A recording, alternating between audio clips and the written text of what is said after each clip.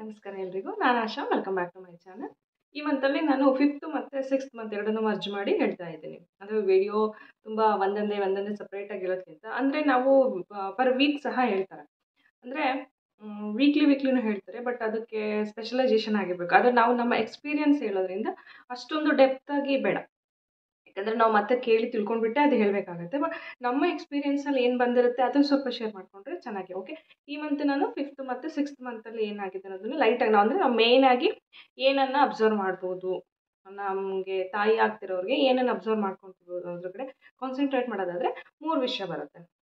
ಒಂದು ಈ ಮಂತಲ್ಲಿ anomalous scan ಒಂದು ಬರುತ್ತೆ, ಇನ್ನೊಂದು ಟಿ ಟಿ ಇಂಜೆಕ್ಷನ್ ಒಂದು ಬರುತ್ತೆ, ಇನ್ನೊಂದು ಕೆಲವರಿಗೆ ಟ್ರಿಪಲ್ ಮಾರ್ಕ್ ಟೆಸ್ಟನ್ನು ಹೇಳ್ತಾರೆ, ಅದನ್ನು ಮಾಡ್ಕೋಬೋದು. ಅದೇ ತಾಯಿಗೆ ಸಿಮ್ಟಮ್ಸು ಮತ್ತು ಏನು ಊಟ ಮಾಡಬೇಕು ಏನು ಆ ರೀತಿಯಾಗಿ ಬಂದಾಗ ಏನಾಗುತ್ತೆ ಅಂದರೆ ಈ ಮಂತಲ್ಲಿ ಸ್ವಲ್ಪ ಮೂಮೆಂಟ್ ಚೆನ್ನಾಗಿ ಗೊತ್ತಾಗ್ತಾ ಇರುತ್ತೆ, ಚೆನ್ನಾಗಿ ಹಶ್ವಾಗುತ್ತೆ ಈ ಮಂತಲ್ಲಿ. ತಾಯಿಗೆ ಏನೇನು ತಿನ್ನಬೇಕು ಏನೇನು ಚೆನ್ನಾಗಿ ತಿನ್ನಬೇಕು ಅನಿಸ್ತಾ ಇರುತ್ತೆ. ಇನ್ನೊಂದು ಸ್ವಲ್ಪ ಅಬ್ಡಮನ್ ಅಂದರೆ ಒಕ್ಳಕ್ಕಿಂತ ಸ್ವಲ್ಪ ಮೇಲ್ಗಡೆ ಹೊಟ್ಟೆ ಸ್ವಲ್ಪ ಕಾಣ್ತಾ ಇರುತ್ತೆ. ಅಂದರೆ ಎಲ್ಲರಿಗೂ ಕಾಣಲ್ಲ, ಸ್ವಲ್ಪ ತೆಳ್ಳ ಇರೋರಿಗೆ ಸ್ವಲ್ಪ ಲೇಟಾಗಿ ಕಾಣುತ್ತೆ. ಅಂದರೆ ಕೆಲವ್ರಿಗೆ ಲೇಟಾಗಿ ಕಾಣುತ್ತೆ ಹೊಟ್ಟೆ, ಎಲ್ಲರಿಗೂ ಹೊಟ್ಟೆ ಈ 5 ಮಂತಲ್ಲೇ ಕಾಣಬೇಕು ಅಂತ ಏನಿಲ್ಲ. ಕೆಲವ್ರಿಗೆ ಲೇಟಾಗಿ ಕಾಣೋದು, ಅಯ್ಯೋ ನಂದು 5 ಮಂತ್ಸ್ ಆಯಿತು ಯಾಕೋ ನನಗೆ ಹೊಟ್ಟೆ ಕಾಣ್ತಾ ಇಲ್ಲ, ಟಮ್ಮಿ ಕಾಣ್ತಾ ಇಲ್ಲ ಅನ್ನೋದಲ್ಲ. ಕೆಲವ್ರಿಗೆ ಅಬ್ಡಮನ್ದು ಹೊಟ್ಟೆದು ಟೋನ್ ಚೆನ್ನಾಗಿತ್ತು ಅಂದರೆ ಸ್ವಲ್ಪ ಲೇಟಾಗಿ ಕಾಣುತ್ತೆ. ಸೊ ಹೊಟ್ಟೆ ಕಾಣಲಿಕ್ಕೆ ಸ್ಟಾರ್ಟ್ ಆಗುತ್ತೆ. ಮತ್ತು ಮೇಯ್ನಾಗಿ ಅಂದರೆ ಬ್ಯಾಕ್ ಪೇನ್ ಸ್ಟಾರ್ಟ್ ಆಗುತ್ತೆ. ಯಾಕಂದರೆ ಮಗುವಿಂದು ಸ್ವಲ್ಪ ವೆಯ್ಟ್ ಜಾಸ್ತಿ ಆಗ್ತಾ ನಮ್ಮದು ಏನು ಯುಟ್ರಸ್ ಸ್ವಲ್ಪ ಮೇಲೆ ಬರ್ತಾ ಇರುತ್ತಲ್ವ ಮಗು ಸೈಜಿಂದ ಆಗಿದ್ದು.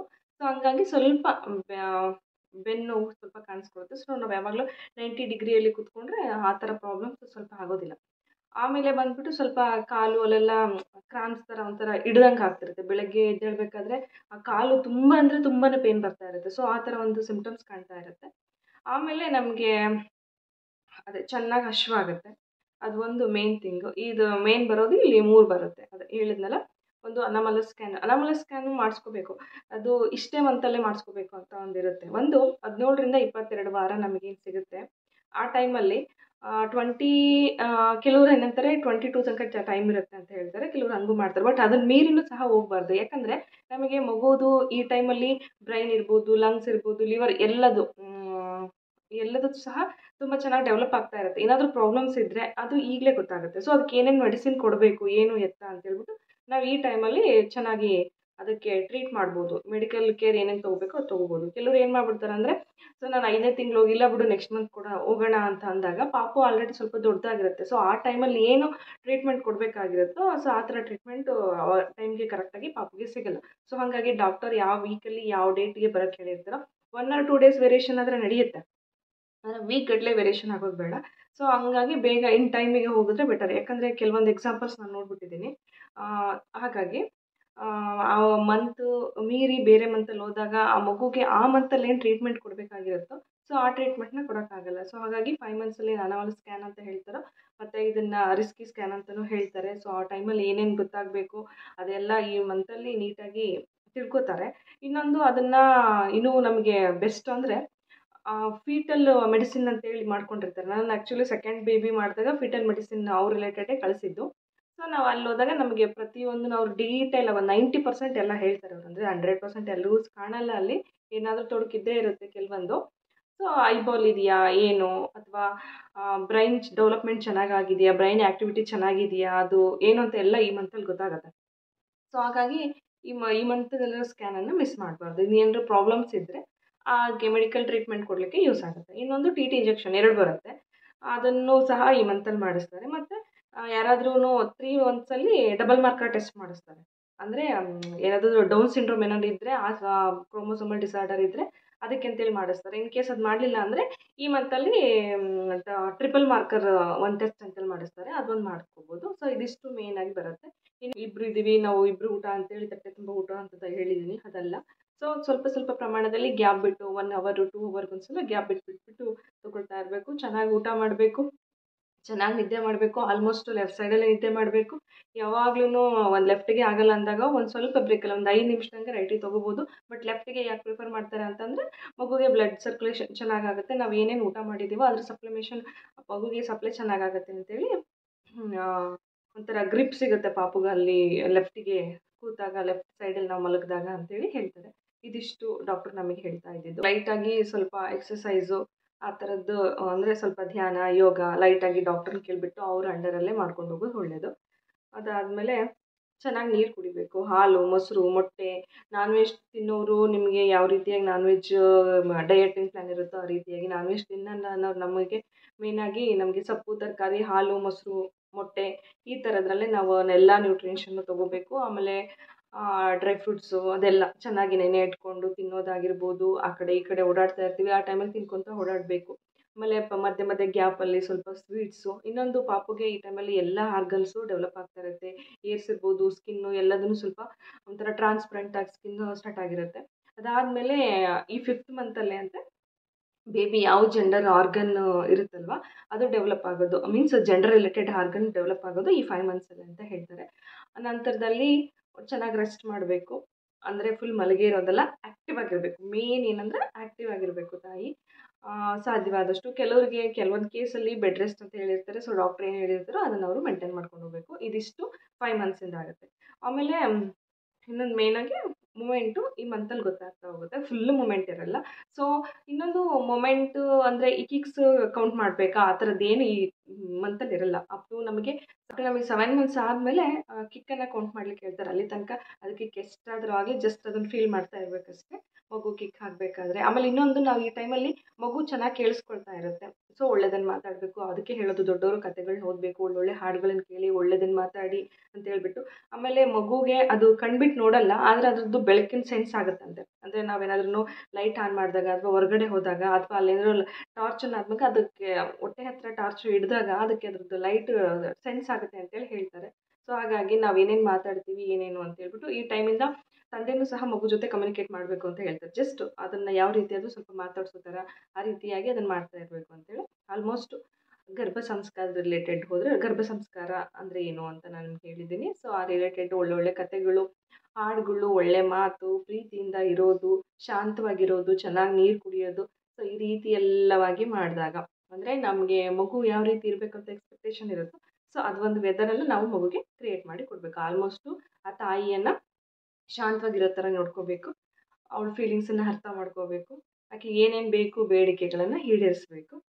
ಒಟ್ಟು ಅವಳನ್ನು ಖುಷಿಯಾಗಿ ನೋಡ್ಕೋಬೇಕು. ಇದಿಷ್ಟು 5 ಮಂತ್ಸ್. 5 ಮಂತ್ಸಲ್ಲಿ ಬೇಬಿ ವೇಟು 250 ಗ್ರಾಮಿಂದ 300 ಗ್ರಾಮ್ ತನಕ ಬರುತ್ತೆ. ಮತ್ತು ನಾವೀಗ 6 ಮಂತ್ಸ್ ಬಗ್ಗೆ ಹೇಳೋಕ್ಕಾದರೆ ಹೊಟ್ಟೆ ಸ್ವಲ್ಪ ದೊಡ್ಡದಾಗಿರುತ್ತೆ. ಅದಾದಮೇಲೆ ಕಿಕ್ಸ್ ಎಲ್ಲ ಚೆನ್ನಾಗಿ ಸ್ಟಾರ್ಟ್ ಆಗಿರುತ್ತೆ ಬೇಬಿದು.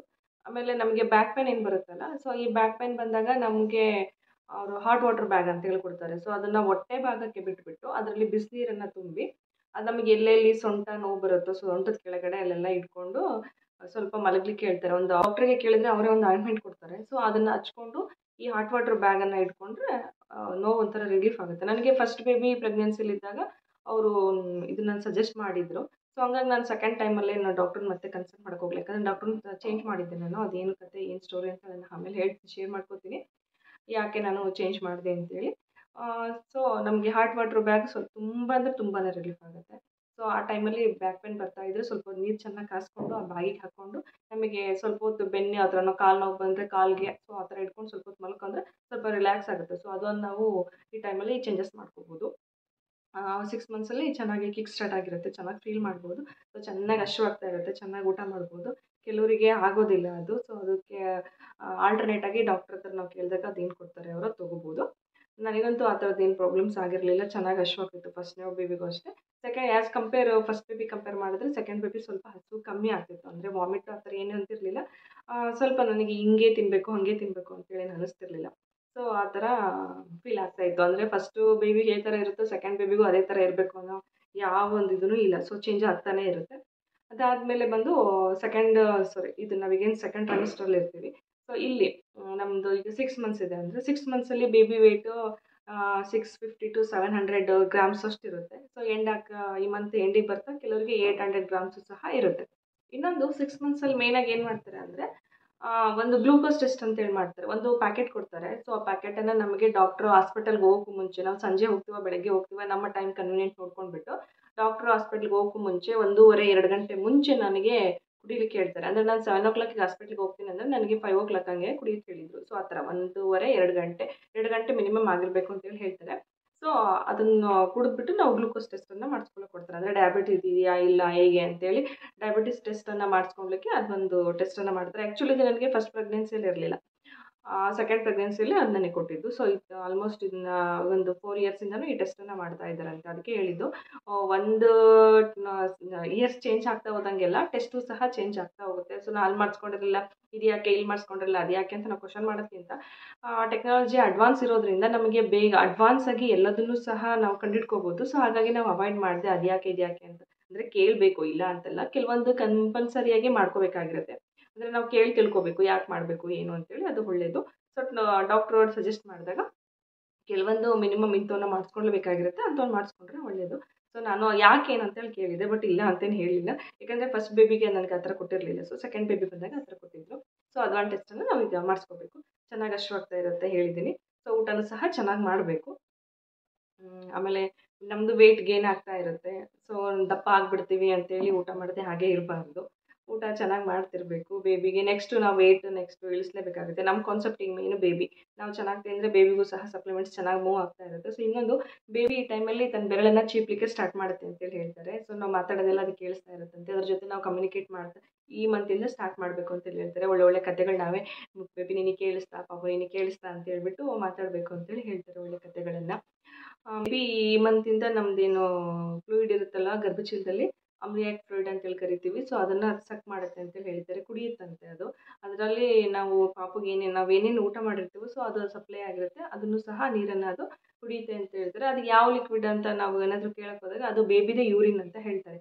ಸೊ ಅದ್ರದ್ದು ಯೂರಿನ್ ಅದ್ರ ಜೊತೆನೇ ಅದ್ರದ್ದು ನಾವು ಹೆಂಗೆ ಚೆನ್ನಾಗಿ ನೀರು ಕುಡಿತಾ ಹೋಗ್ತೀವೋ ಸೊ ಅದ್ರ ನೀವು ವಾಟರ್ ಕಂಟೆಂಟ್ ಸಹ ಅಲ್ಲಿ ಇನ್ಕ್ರೀಸ್ ಆಗುತ್ತೆ. ಅದಕ್ಕೆ ಬೇಬಿಗೆ ಎಲ್ಲ ರೀತಿಯ ನ್ಯೂಟ್ರಿಷನ್ಸು ಸಹ ಅಲ್ಲಿ ಸಪ್ಲೈ ಆಗಲಿಕ್ಕೆ ಯೂಸ್ ಆಗುತ್ತೆ. ಹಾಗಾಗಿ ನೀರನ್ನು ಚೆನ್ನಾಗಿ ಕುಡಿಬೇಕು ಅಂತೇಳಿ ಹೇಳ್ತಿರ್ತಾರೆ. ಇನ್ನೊಂದು ಕೇಸ್ ಏನಾದರೂ ನಮಗೆ ಡೆಲಿವರಿ ನಿಯರ್ ಇದ್ದಾಗ ಆ ಫ್ಲೂಯಿಡಲ್ಲಿ ವೇರಿಯೇಷನ್ ಆಯಿತು ಅಂದರೆ ಸಹ ಡೆಲಿವರಿಗೂ ಸಹ ಪ್ರಾಬ್ಲಮ್ ಆಗುತ್ತೆ. ಕೆಲವೊಂದು ಸಲ ಬೇಗನೆ ಡೆಲಿವರಿ ಮಾಡಿಸ್ಬೇಕಾಗುತ್ತೆ. ಸೊ ಹಾಗಾಗಿ ಲಿಕ್ವಿಡ್ ಕಂಟೆಂಟ್ ನಾರ್ಮಲಾಗಿ ಇಟ್ಕೋಬೇಕು ಅಂದರೆ ನಾವು ಫಸ್ಟಿಂದನೂ ಚೆನ್ನಾಗಿ ಊಟದಲ್ಲಿ ಮತ್ತು ನೀರನ್ನು ಕುಡಿಯೋದ್ರಲ್ಲಿ ಚೆನ್ನಾಗಿ ಮೇಂಟೈನ್ ಮಾಡ್ಕೊಂಡು ಬಂದಿರಬೇಕು. ಹಾಲು, ನೀರು, ಮಜ್ಜಿಗೆ, ಮೊಸರು, ಜ್ಯೂಸು, ಎಳ್ನೀರು ಇದೆಲ್ಲವನ್ನು ಸಹ ಮಾಡ್ಕೊಂಡು ಬಂದಿರಬೇಕು.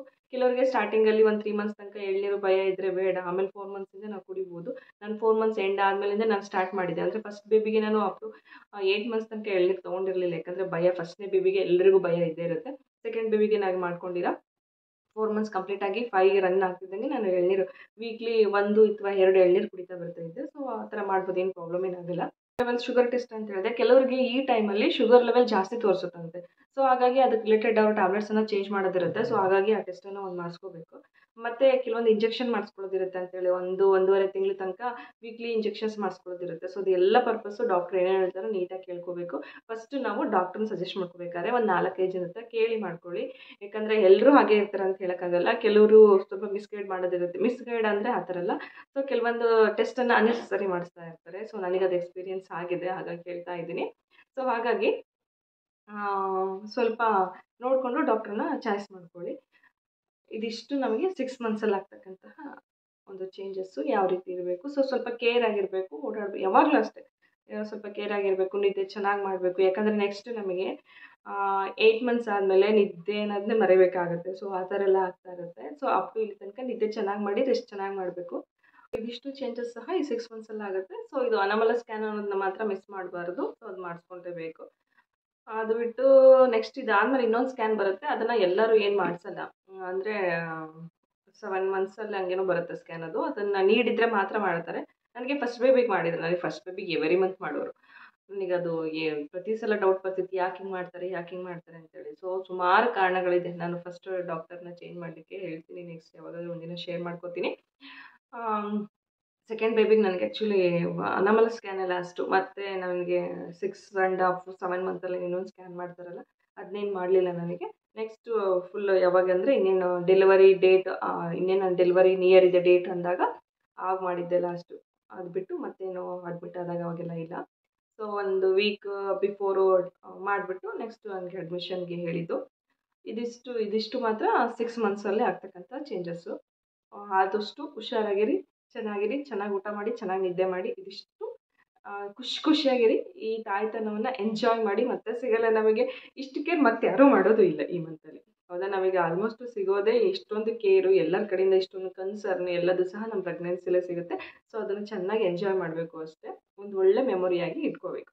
ಸೊ ಇದಿಷ್ಟು ನಿಮಗೆ ಯೂಸ್ ಆಗುತ್ತೆ ಅಂತೇಳಿ ಅಂದ್ಕೊಳ್ತೀನಿ. ನೆಕ್ಸ್ಟ್ 5 ಮಂತ್ಸು 6 ಮಂತ್ಸಲ್ಲಿ ಆಗ್ತಕ್ಕಂಥ ಚೇಂಜಸ್ಸು ಇದಿಷ್ಟು ಯೂಸ್ ಆಗುತ್ತೆ ಅಂತೇಳಿ ಅಂದ್ಕೊಳ್ತೀನಿ. ಧನ್ಯವಾದ. ಹಾಗೆ ಯಾರೆಲ್ಲ ನನ್ನ ಚಾನಲ್ನ ಹೊಸದಾಗಿ ನೋಡ್ತಾ ಇದ್ದೀರೋ ಸಬ್ಸ್ಕ್ರೈಬ್ ಮಾಡ್ಕೊಳ್ಳಿ. ವಿಡಿಯೋಸ್ ಇಷ್ಟ ಆಗ್ತಾ ಇದ್ದರೆ ಲೈಕ್ ಮಾಡಿ. ಏನಾದರೂ ಸಲಹೆಗಳಿದ್ದರೆ ನನಗೆ ಕಮೆಂಟ್ ಮಾಡಿ. ಸೊ ವಿಡಿಯೋ ಇಷ್ಟ ಆಗ್ತಿದೆ ಅಂತೇಳಿ ಭಾವಿಸ್ತಾ ನಮಸ್ಕಾರ.